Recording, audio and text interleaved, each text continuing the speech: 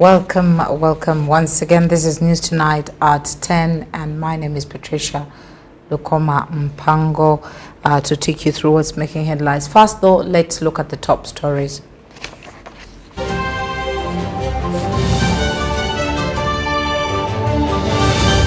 In our top stories, NUP countrywide mobilization tours, questions as police invite NUP officials for engagement. Marriage is not a betting ground for riches, Archbishop Semo Gerere is concerned.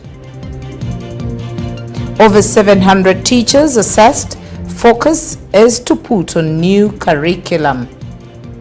And lastly, Ham's Nachivo Stadium, great anticipation ahead of Nachivo reopening.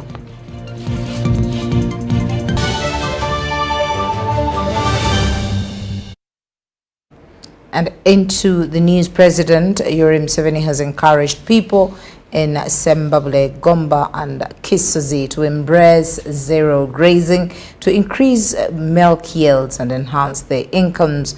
He also urged them to share wealth in form of shares rather than dividing it among the families. President Museveni was at a familiarization meeting where ministers were present to get acquainted with the model firms introduced to support people's livelihood. Let's hear more from Ivan Kawa.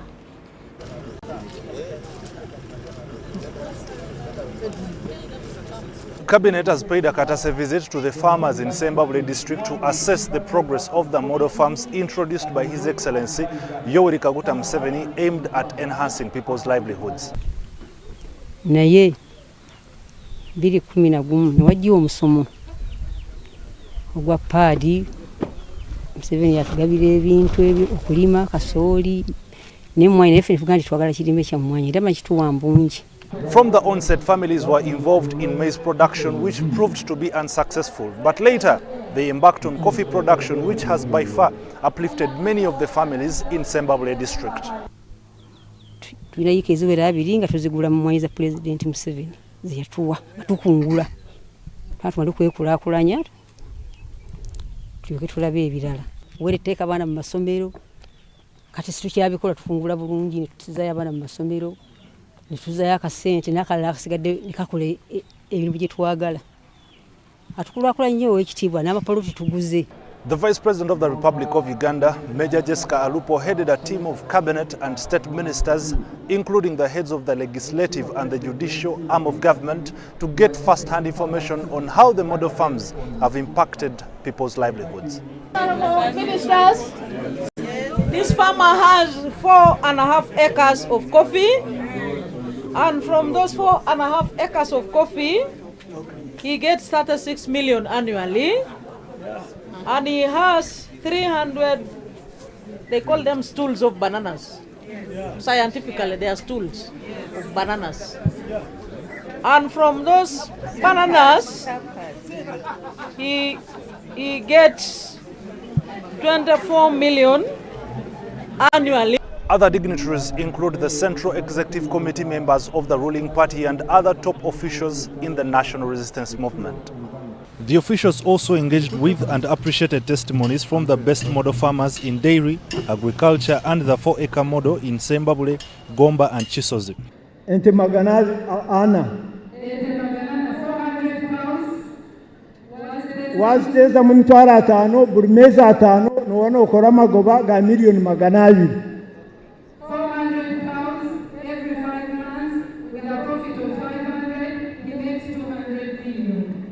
Omwaka notunga miliyoni 800 oyireho expenses oyireho sente zo mbazi na byona 30 za kartuti.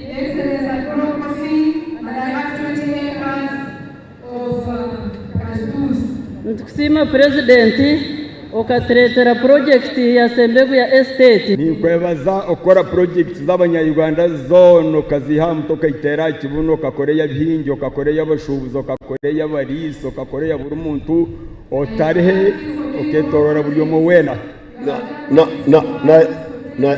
na yebare is saying that Uganda yatunga is of the impression that everybody in Uganda is rich because for him he is now rich. According to the president, in the early 90s, when he bought land in Chisozi, he found that people were suffering in poverty, which prompted him to embark on programs for livelihood enhancement. They had no problem with poverty. They were just there. So I started talking with them. Then I brought my groups here, Mrs. Kakwenzile, Lydia Baremezi.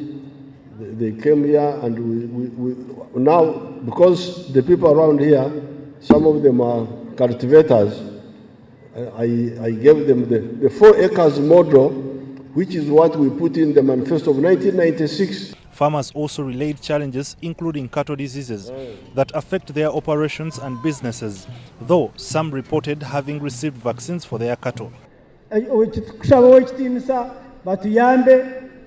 batumare hezwa bagema magana gitu tukore sente farming ermwe sente yebarewe kitinisa nitwe ntibasa tukatunge sente ahabwawe twine na katare kamate amatento gakamano bagagura shiringi 5 ahadayare omukani bagatwihira shiringi 4 nabo icyo twine ntasi.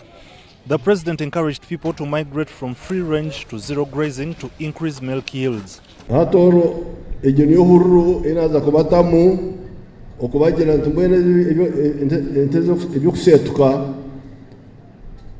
ente nishisho munyatsi muhingiro munyatsi muitemere zirire hamwe nijakama munongo kukira hato gwirukama. That's the message, that you go from free range to zero grazing. He also advised homesteads to share wealth in the form of shares rather than dividing it. Ivan Kahwa and Dan Lugemwa, UBC News. Uganda National Examinations Board UNEB will conduct 4 sets of examinations in this year's national examinations. The Executive Director UNEB, Dan Odongo, revealed at a media briefing held at Kampala Media Center. The 4 sets of examinations this year include the primary living examination, the Uganda Certificate of Education for both the old and new curricula, and the Uganda Advanced Certificate of Education.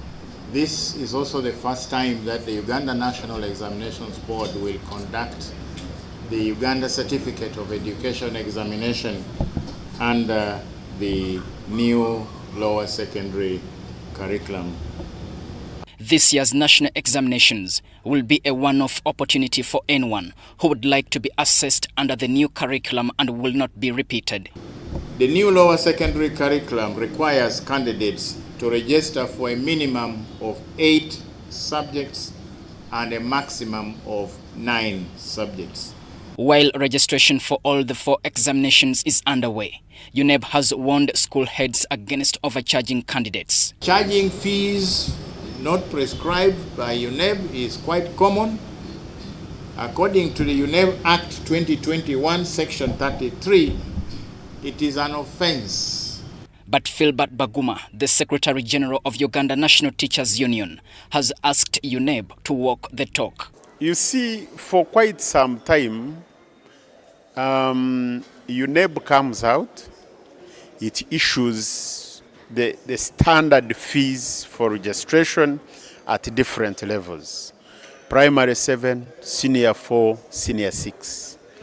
But even now, when the parents are taking back the children, they have paid more than double of the amount for registration fees.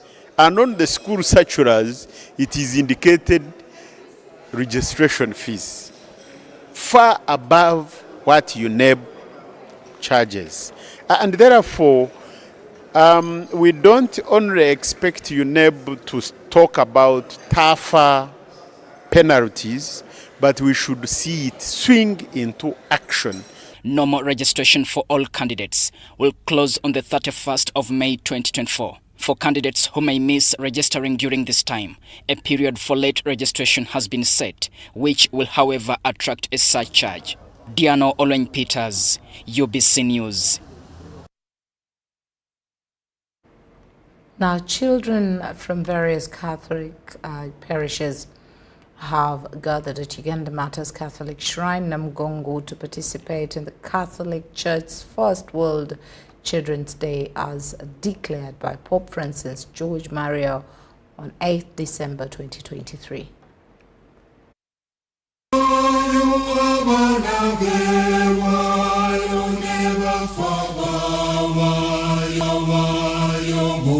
Hundreds of children have convened at Uganda Martyrs Catholic Shrine Basilica Namugongo to attend the special World Children's Day as announced by Pope Francis George Maria Bergoglio when he presided over the Mass on 8th December 2023 to commemorate the solemnity of the Immaculate Conception of the Blessed Virgin Mary. La gioia di annunciare che il 25 e 26 maggio del prossimo anno the 2 days celebrations were inaugurated by Pope Francis in Rome, while at Uganda Martyrs Catholic Shrine Basilica Namugongo started with a mass led by Reverend Father Anton Ezenweke, accompanied by Reverend Father Frederick Tusinjire from Nsambia. My dear friends, God is good, and all the time, and that is His nature of ours. Father Ezenweke prayed for the children and blessed them, encouraging them to walk in the path of the good Lord.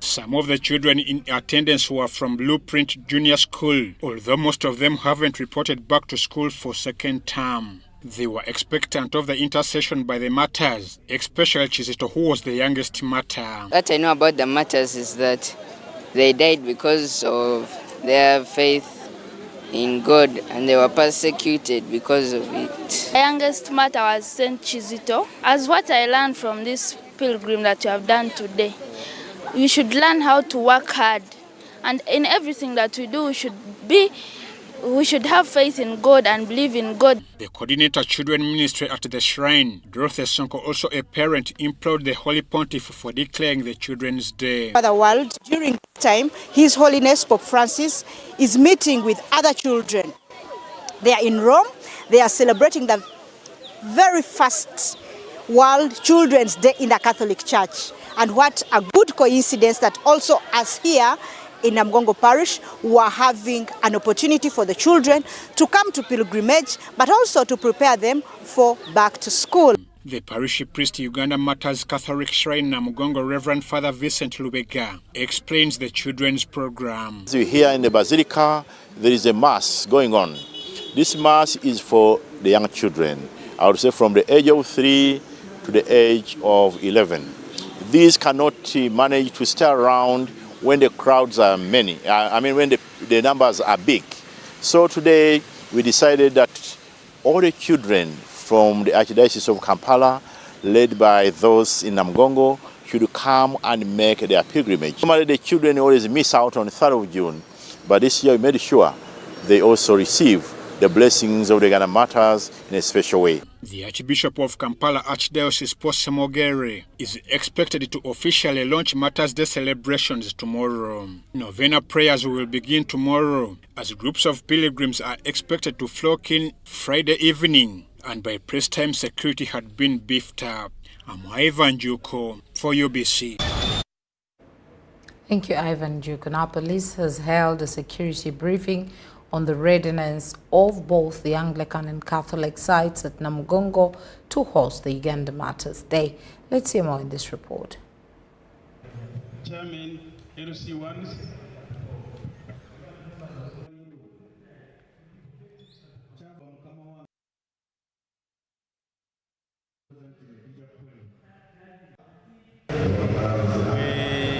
We have done everything possible.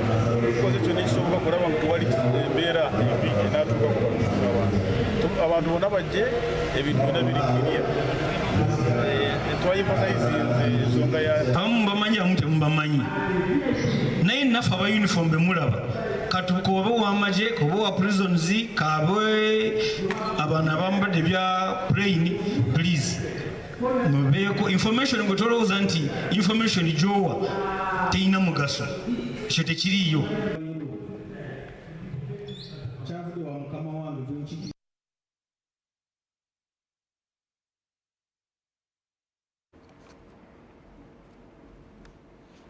The Bishop of Kampala Archdiocese, Right Reverend Paul Semogere, has expressed concerns that many people have turned marriage into a material acquisition institution. Now, during the marriage conference organized by the Bible Society of Uganda, concerns were raised over increasing rates of divorce that have put many marriages into intensive care situations in the country. As in fact is the case around the world, is under threat. And rather than just defend Christian marriage, we want to go forward and promote it. Several reports have indicated an increase in the number of cases of divorce, with several couples opting for either cohabitation or separation. 7% of couples, which translates to about 370,000 people, experience divorce and separation every 4 years, a move that has left many marriages in the intensive care situation. The vice is attributed to several reasons, notwithstanding financial instability, infidelity, sexual differences, lack of communication and attention, among others. It's a partnership that has to be built by two people, and you've heard that also it takes two to tango, but it also takes two to build. Justice Mike Chibita, the Justice of the Supreme Court, advised couples to undertake legal marriages aware of legal benefits and implications, and be slow issues of DNA to avoid unnecessary separation. That you can actually raise children or other people who are not biologically yours. And the thing I was sounding out that we must have a legal infrastructure before we rush into DNA.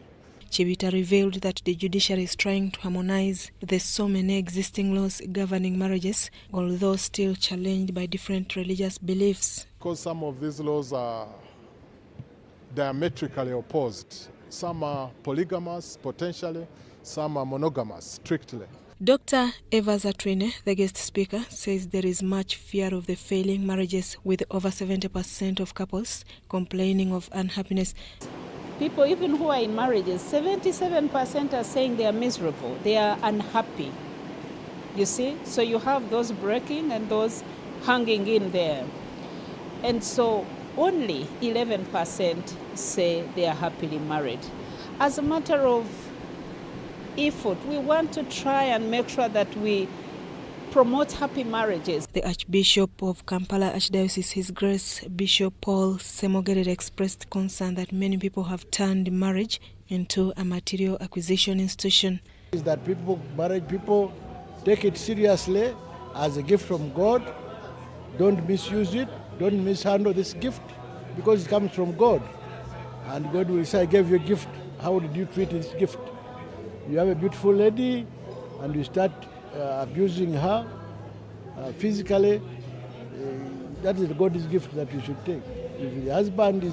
The conference was attended by, among others, married couples, marriage mentors, religious leaders, notably the Archbishop of Kampala Archdiocese, His Grace Bishop Paul Semogerere, and Metropolitan Jeronimus Muzei. Susan Naung and Stephen Kalisha reporting for UBC TV. The Uganda Police has invited the officials from the National Unity Platform for an engagement to resolve the standing collusion against the party that is nationwide and mobilization arrangements. The police spokesperson Fred Enanga says, as per the standing suspensions statement on NUP mobilization campaigns, there is a need for security and NUP leaders to forge a way forward.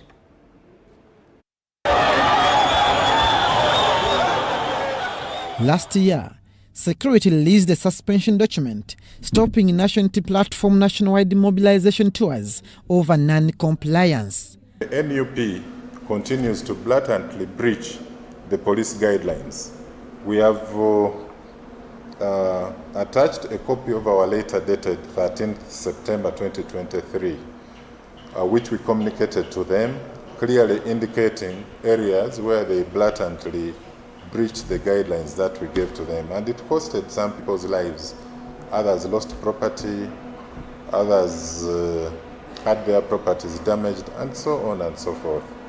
On Wednesday, 22nd of May 2024, NUP embarked on the nationwide mobilization and other party arrangements amidst security resentment. The arranged mobilization activities in Kamuli district, Busoga sub-region, were stopped by security and some party members arrested. They were required to comply with the following guidelines in advance. Avail to the Inspector General of Police the comprehensive program and schedule of the intended activities detailing location, dates, and time for each activity, with the numbers of expected participants and any other information essential for security planning. We also asked them for proof of permission from owners of venues to be used, measures for public safety and health in place at each of the venues for meetings. The party then wrote a protest note to Uganda Police condemning security mishandling on the 22nd of May. When policing all acts of public order, our actions are backed by the laws and guiding principles indicated above. It is also not true that NUP is specifically targeted and restricted from mobilizing and organizing itself, but unlike other political parties and pressure groups that have remained law-abiding, the NUP continues to blatantly breach the police guidelines. Uganda Police has resolved to meet with NUP officials for engagement and forge the way forward for other party activities. The meeting is slated on the 27th of May 2024 at police headquarters in Naguru. We want to take this opportunity as the police leadership to invite them for an interaction on Monday, the 27th of May 2024 at 10 a.m. in the main boardroom at police headquarters, Naguru. This has come at a time when police has again stopped the planned NUP activities in Palisa district, where the trail convoy was intercepted at Sezibwa Bridge along Kayunga Road. Abdul Nasser Lubwama and Rogers Komagum for UBC. Now, experts in the nutrition have urged government to fast-track the nutrition profiling model that will help in making informed decisions and also address issues of food additives and contamination. During a press conference organized by the Parliamentary Alliance on Food and Nutrition Security, the organizer of the Nutrition Day celebrations due to 28th May, Kamwenje District, Rita Kabanyoro said that the malnutrition effort requires multi-sectoral approach. Less stunting as seen in the Southwest region. Considered the food basket of Uganda, which has one of the highest rates of stunting among children under 5 years in the country. Yet with the collective action, we can address this issue and create a world where everyone has access to nutritious food and optimal health. I commend the leadership of Parliament for the support it renders to the Alliance as far as the Food and Nutrition Bill is concerned. Of the deadliest form of malnutrition called acute malnutrition, and sometimes we call it wasting. Over 200,000 children are still having this, and these children, they directly will need to be treated. If not, they are about 11 times likely to die if nothing happened to them. If you consider these two issues, we still need to do more as a country. There is a concern that there is need for more investment.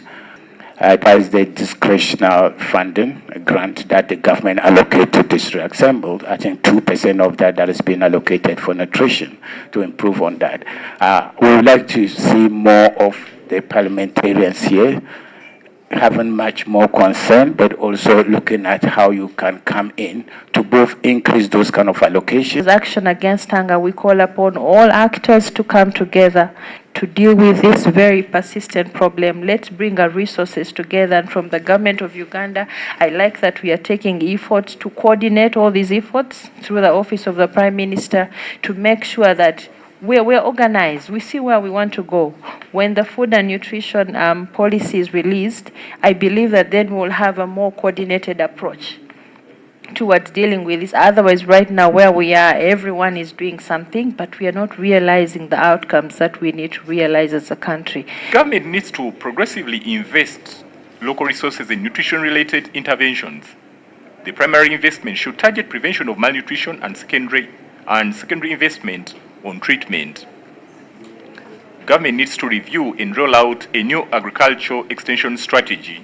You realize that the agricultural extension strategy that we are working with is obsolete. It expired in 2021. So right now, because our soils is still supportive, and we can reduce on the use of the chemicals and other synthetic products. So when we say agroecology is the way to go, I think we need to upscale it, because it is only through agroecology that we are going to conserve the biodiversity. We are going to base so much on our nature-based solutions in our production, and through that we shall reduce on the contamination that get to our food, and in the long run we shall be having minimal incidences of the non-communicable diseases, which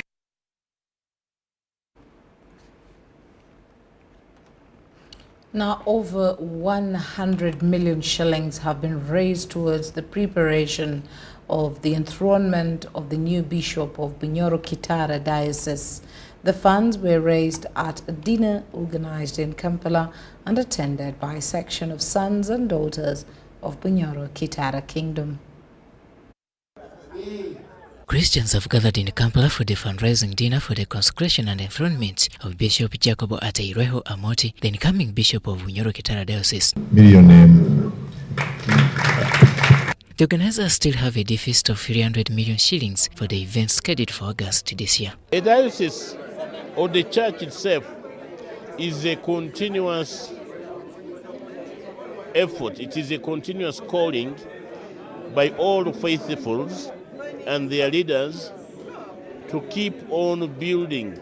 We retire, we leave, others coming.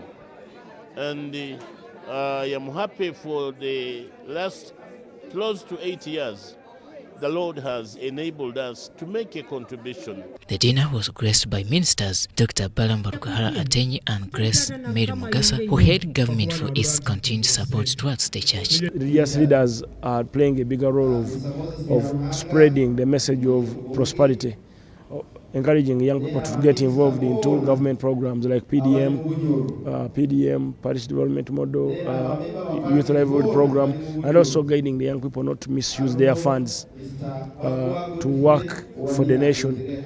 And is one of those nice religious leaders, Dr. Kauma, the outgoing bishop, who has been encouraging young Bunyoro to resist, to get off habits of discrediting or undermining government in power. We are very grateful to the people of Bunyoro who have convened here to solicit for funding and those who have really contributed. We request people to help us to make sure this consecration is a success. But we also want to applaud the religious leaders throughout, because they partner with government in terms of development, more especially in providing social services. We want to see that the people we lead are self-reliant. We want to embrace government programs of economic development, to ensure that the church is not a begging church. It is self-reliant. By close of business, over 100 million shillings was raised in both cash and pledges. We've managed to collect 91,151,000 as the total pledges. Yes. And of course, cash, we've got 15,306,000. The way people have, welcomed us, the way they are giving to support this function, really we're seeing God moving. And we believe that by August, we'll have raised all the amount that is needed to have this function in place. Robert Onyango, UBC News.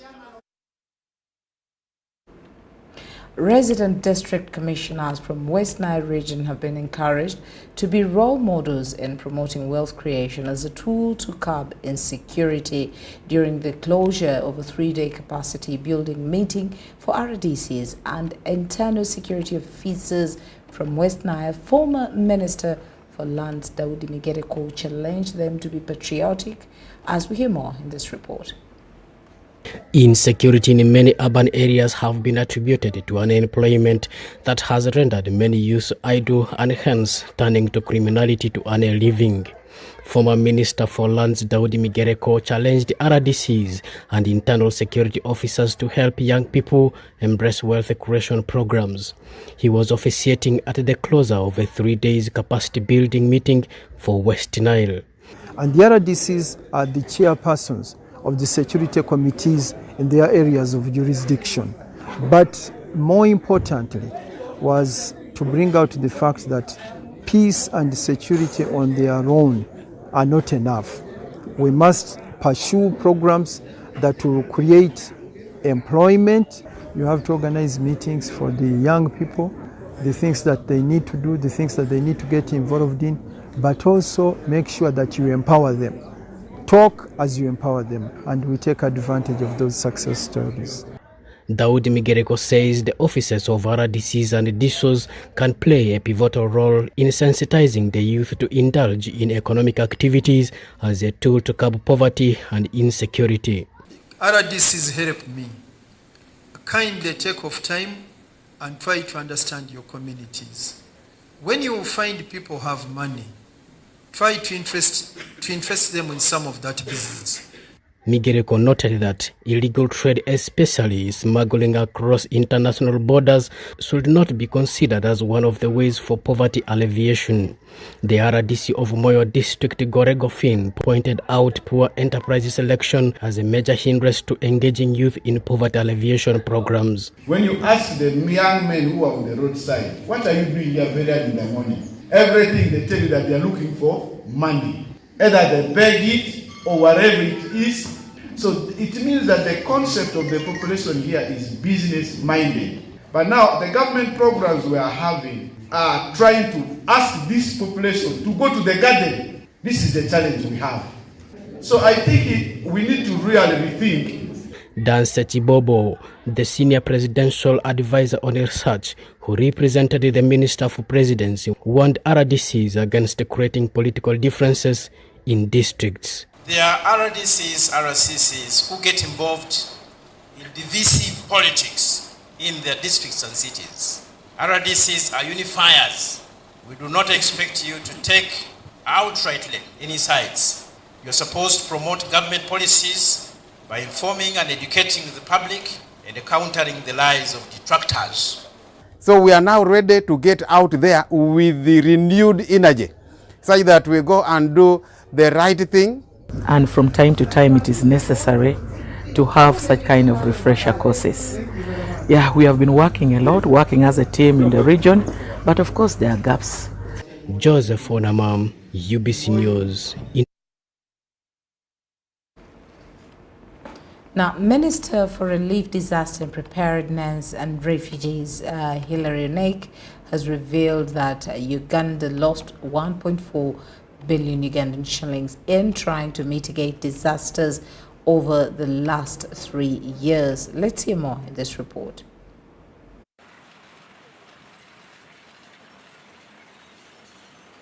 People in developing countries have lesser means to mitigate the impacts of disaster and do not have capacity to respond to climate change and its complications on time. It is against this backdrop that the second National Dialogue Anticipatory Action was organized to find ways of mitigating the diverse effects of climate change. Hilary Onek, the Minister for Disaster Preparedness, noted that some of the disasters are from mismanagement of the environment. We don't have a budget as a ministry. We are only given subvention from contingency fund. And most often when a disaster occurs, we have to go to Parliament and request to be allocated money to tackle disaster. So that it's in itself cannot enable you to start planning. If we have specific budget, it will be easier to plan. If we have specific budget, we know which priorities in our operations, and then we budget for it. His Excellency the President asked the Minister of Finance to create for us a sub-budget. Now, the Minister of Finance are saying there is no such a thing as sub-budget. So unless we have to have a full budget, meaning if we have to have our own budget, either we are out of office of the Prime Minister as a separate ministry, and then we would have a budget, and then the manpower, where now we can plan using our allotted budget. Key stakeholders have emphasized the need for proactive disaster preparedness and anticipatory actions by enhancing early warning systems and putting in place disaster risk financing strategy. That we must close the gap by having a disaster risk management act. I think that bill should move quickly so that we can have that law, and also the disaster risk reduction plan for Uganda. All those need resources that we should have so that they can be implemented. Talked about the climate change financing, but I must tell you, it is still very low because we failed to create the climate change fund. So we need to rely on our funding from our budget and other development partners. Implementation of anticipatory actions in disaster-prone areas. We have already had some districts like Kasese and the Katakwi and West Nile implementing anticipatory actions and how they have been helpful as a way of mitigating against disasters. The second National Dialogue on Anticipatory Action under the theme Navigating Uncertainty, Disaster and Climate Risk Financing calls for developing and enforcing national climate change policy, action plan and the bill. Zahara Abigaba, UBC News.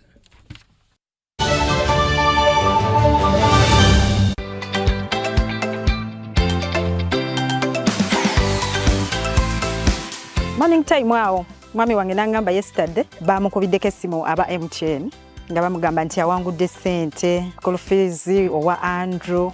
In fact tuli awo nga tukyabuusabuusa naye nzikiriza mazima nga maze kulabako ate at the first nalinga ndowooza oba MTN balina ebintu byabwe bapanga nga sirabako ku neighbor wange nga bamukubidde kasimu. Twebaza abe MTN bannange okutuddizaawo bannaayo okuddiza guba mwoyo. Tweyanziza tweyanzeege omuzadde yenna ali eyo bannange ebintu bya ddala togaana kukikola kozesa MTN okusasula school fees w'omwana wo ng'onyiga star 165 star 80 ash banaye bya ddala si bya kyayi.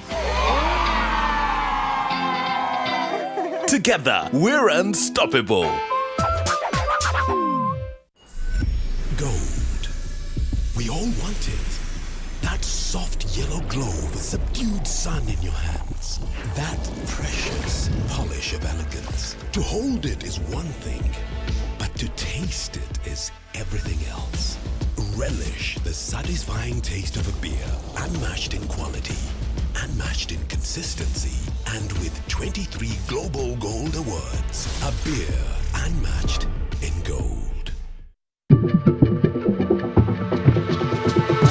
Uganda's biggest tourism and travel trade show of the year is here again. The 8th edition of the Pearl of Africa Tourism Expo Poate 2024 under the theme Responsible Tourism will be taking place at the Speak Resort Convention Center, Munyonyo, from the 23rd to the 25th of May 2024. It's your chance to connect with tourism and travel professionals from across the globe. Discover travel holiday deals, packages, and so much more. Visit www.poate.co.ug to register and be part of the event. The Pearl of Africa Tourism Expo Poate is brought to you by the Uganda Tourism Board.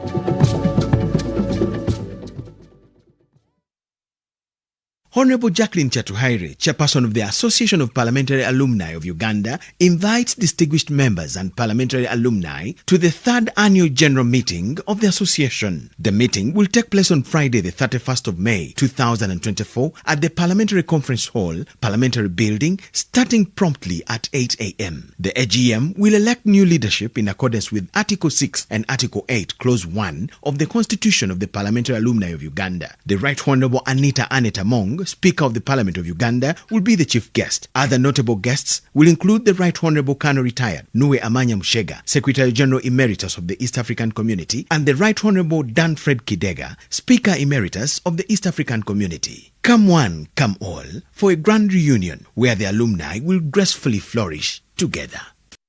We've hit refresh with Castle Lights.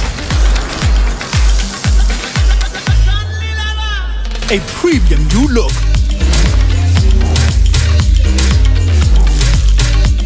With the shiny silver label. An innovative cold indicator. A premium green neck label for a crisp and easy drinking beer. Fresh new look. Experience the fresh Newcastle Light.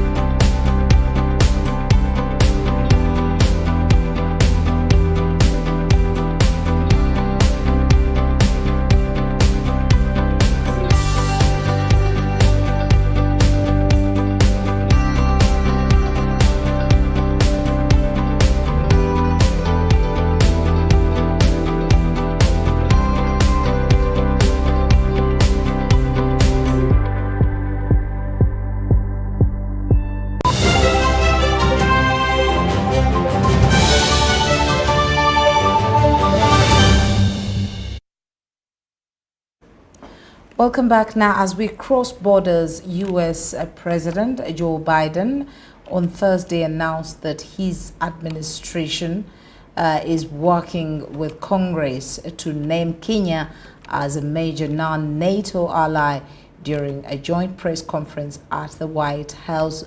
Biden said it's a fulfillment of the years of collaboration. Biden also announced the launch of what he called the Nairobi, Washington vision that will assemble international financial institutions and nations to mobilize more resources for debt-ridden countries like the East African nation. Through our partnership, we're continuing to meet our responsibilities in 4 key areas. First, I'm proud to announce we're working with Congress to designate Kenya a major non-NATO ally. That's a fulfillment of years of collaboration. Our joint counterterrorism operations have degraded ISIS and al-Shabaab across East Africa. Our mutual support for Ukraine and has rallied the world to stand behind the UN Charter. And our work together on Haiti is helping pave the way to reduce instability and insecurity. Right now, many countries, debt stands in the way of growth.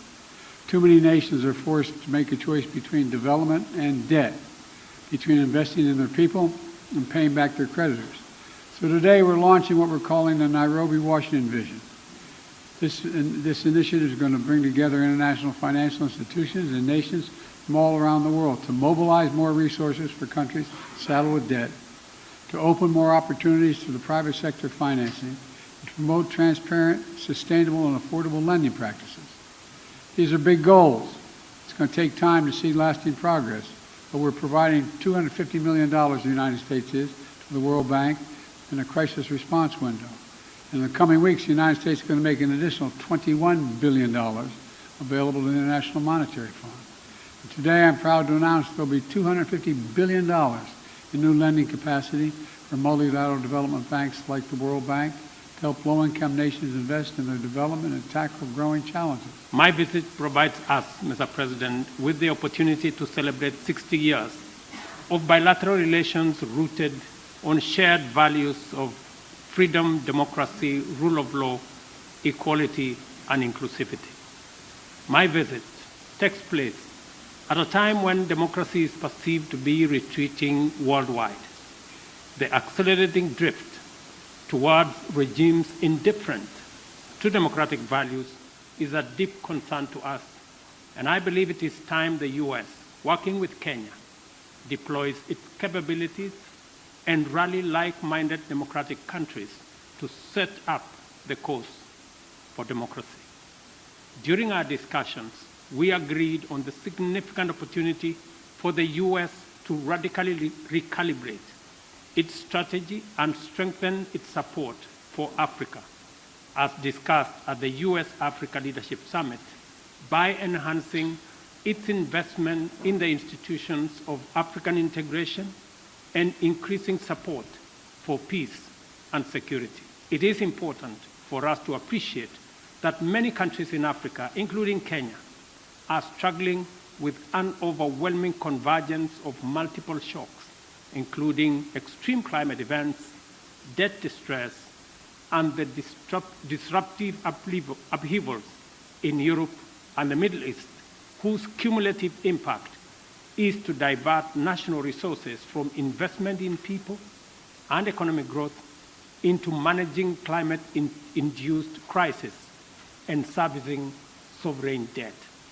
For this reason, I have underscored the imperative for our partnership to facilitate recovery from these multiple crises, and particularly for the United States of America to take a leading role in a comprehensive debt resolution framework by doubling contribution to the concessionary financing window of the World Bank, and also to work with the IMF on rechanneling SDRs to institutions like the Africa Development Bank to further leverage on private sector funding to support countries.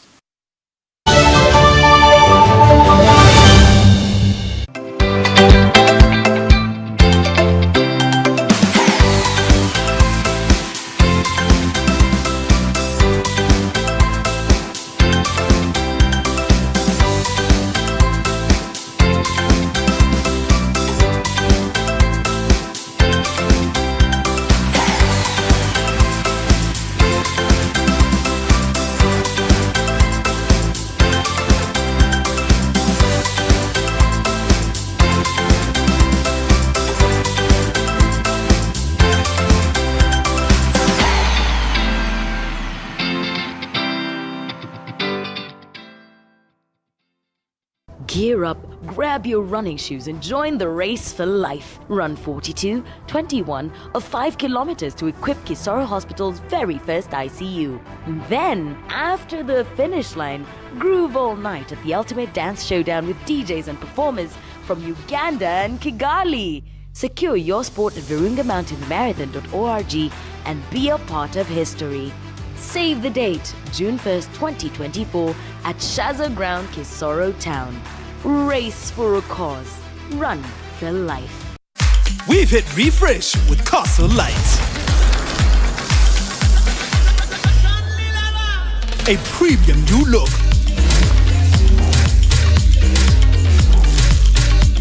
With the shiny silver label. An innovative cold indicator. A premium green neck label for a crisp and easy drinking beer. Fresh new look. Experience the fresh Newcastle Light.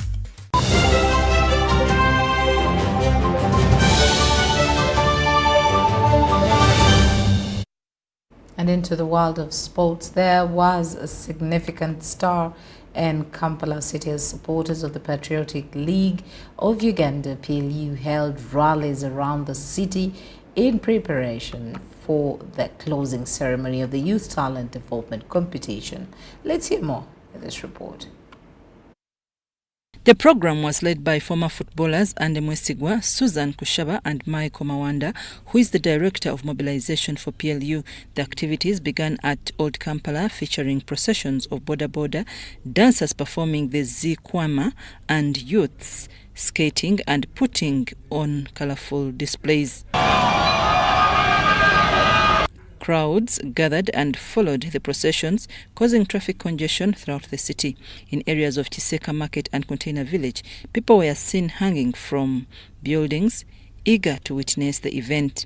Take this opportunity to welcome all our viewers and invite you to come and join us on Saturday, the 25th of May 2024, when we shall be having our informal sector final matches at Old Kampala Playground. We as Patriotic League of Uganda support sports, various types of sports in this country, and also use it as a way of talent identification. Michael Mawanda, Susan Kushaba and other leaders explained their objective to encourage every Ugandan to come and welcome PLU President Muhoozi Kainerugaba at the closing ceremony of the informal sector tournament.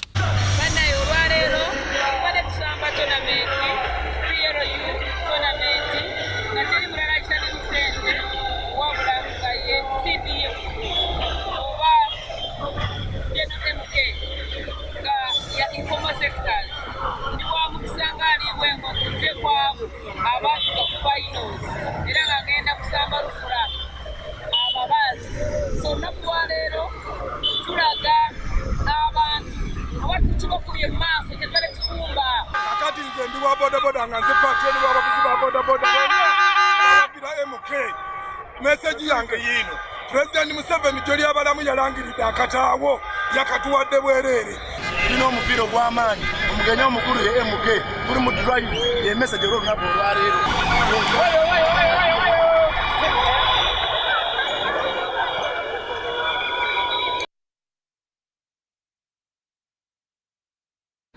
And still in sports, Mandela National Stadium, Nambole will in a fortnight officially welcome its main client, the Uganda Cranes, after a 5 years absence. During the time, the vibe from the fans usually attached to the Cranes has died, but now has been resuscitated by the lead sponsors, MTN Uganda.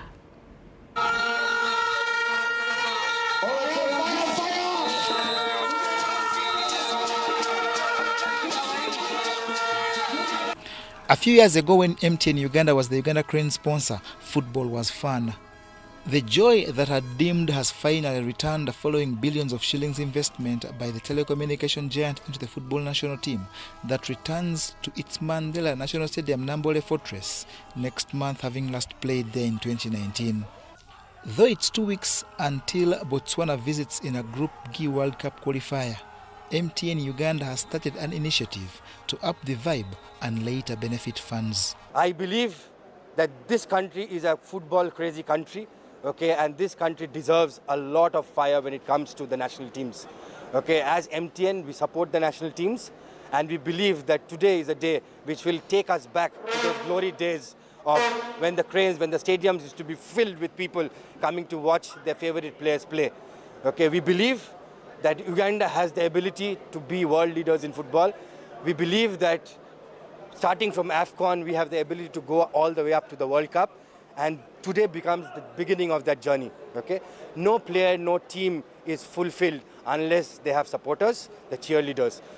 In the initiative dubbed Show Us Your Fire, the fans have been tasked to film themselves cheering the team and send to various platforms, and from these 3 will be selected rewarded and retained for a juicy ambassadorial role. And on the 3rd of July, we shall unveil 3 finalists. The top 3 with the highest votes will be selected, and they will be crowned the official cheerleaders of the Crested Cranes and Uganda Cranes, Uganda.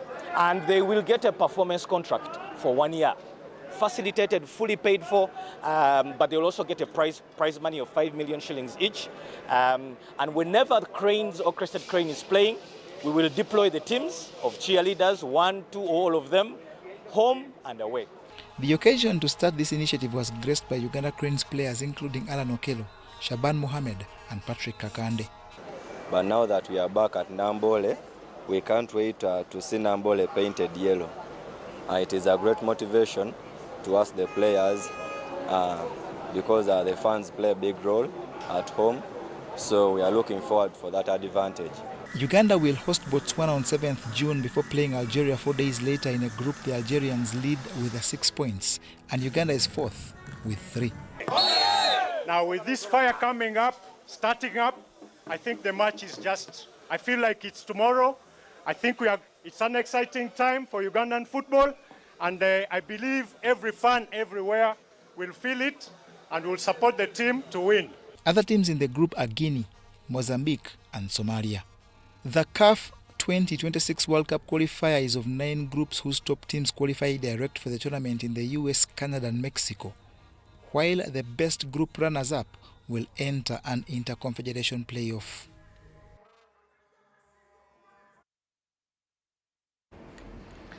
Well, thank you so much for keeping it with us right from 8 o'clock and allowing us into your space. My name is Patricia Lukoma Mpango, but as we sign out, we would like to leave you with a weather focus presented by Mili Kutesa.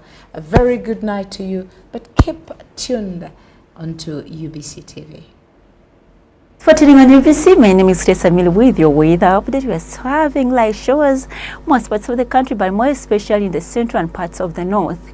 Seeing the satellite picture, we are having the moist winds blowing in from the Congo Airmass coming into our country in combination with Lake Victoria and the mountainous area. The reduction of the rainfall is due to the low that is over the Indian Ocean that is depriving us of the moist winds that is due to come into our country.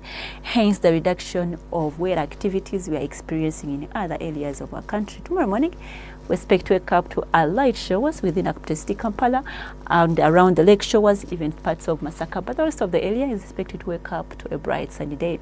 Moving to the eastern, we are seeing light showers in the morning hours of Tororo and Jinja, but the rest of the place, like Salty, is expected to wake up to a bright sunny day. The western stretch, for them, I expect to wake up to a bright sunny day tomorrow. The northern sector, we are seeing light showers across Gulu, but the rest of the area is expected to have sunny intervals. Moving to the afternoon hours, we are seeing a pickup of light showers within the central at a max of 28 degrees Celsius across parts of Nakasongola and Mbende, Capital City, Kampala with the 27 and parts of Masaka. Moving into the eastern, we are seeing a pickup of light showers still at a maximum 28 degrees Celsius. The western stretch, we are seeing a pickup of light showers in parts of Masindi at a maximum 28 degrees Celsius, but the rest of the area with sunny intervals at a maximum 30 degrees Celsius across parts of Kasese, Mbarara with 29, and Kabala Highlands with a lowest of 25 degrees Celsius. The northern sector, we are seeing a pickup of light showers in the afternoon hours at a maximum 28 degrees Celsius. You is traveling out of Uganda touring the few cities across the group. We are forecasting light showers in the neighborhood of Nairobi at a maximum of 27 degrees Celsius. Dubai with sunny conditions at a maximum of 37 degrees Celsius. It's pretty hot in Dubai. And also in Cairo, we are seeing a sunny intervals and temperatures are a bit high at 34 degrees Celsius. In London with sunny intervals at the highest of 21 degrees Celsius is expected in London. Thanks for tuning on UBC. My name is Tessa Mili. Stay tuned. See you tomorrow, same time.